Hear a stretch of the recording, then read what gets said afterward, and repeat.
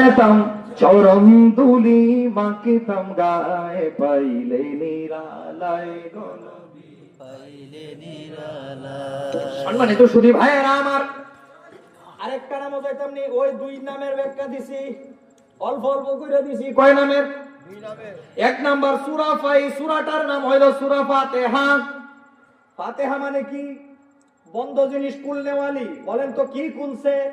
কি খুলবে? জান্নাতের দরজা। মাশাআল্লাহ বলছেন। দুই নম্বরে সূরাতুশ শাফিআ, সুপারিশ করনেওয়ালি। কি করবে? সুপারিশ। সূর দিয়া, ফেস দিয়া জান্নাতের মধ্যে ঢুকাইবে সুপারিশ কইরা। এই সূরার আরেক নাম হইল সূরাতুশ শিফা।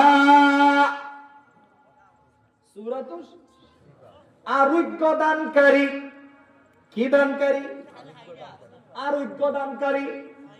এ ব্যাপারে একটা হাদিস আছে, আমার নবী বলেন ক্বালা রাসূলুল্লাহ সাল্লাল্লাহু আলাইহি ওয়াসাল্লাম সূরাতু ফাতিহাতিল কিতাবি লিকুল্লি দাইন ইল্লা সাম। কিলা ইয়া রাসূলুল্লাহ মা সাম? ক্বালা আল মাউত। সুবহানাল্লাহ। আমার নবী বলেন ফাতিহা এমন একটা সূরা যেটা সকল রোগের ঔষধ। সুবহানাল্লাহ। সূরা ফাতিহা এমন একটা সূরা যেটা সকল রোগের ঔষধ। তবে ইল্লা হরফে ইস্তিসনা, তবে ইল্লা সাম। সাম রোগের কাজ করবে না, সব রোগের কাজ করবে। এখন আপনারা কি জানতে চান না সাম মানে কি? সাম কি বুঝছেন আপনারা? সবাই বুঝছেন। আপনারা বুঝবেন কেন? সাহাবায়ে কেরাম তো বুঝে নাই।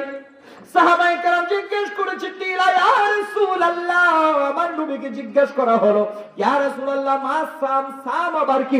আমার নবী বলেন সাম মানে আল মাউত। সাম মানে মৃত্যু। সাম মানে কি? মৃত্যু। যেই রোগের মাধ্যমে আপনার মৃত্যু হবে তাকদীরে লেখা। যেই রোগের মাধ্যমে আপনার মৃত্যু হবে তাকদীরে লেখা, এই রোগ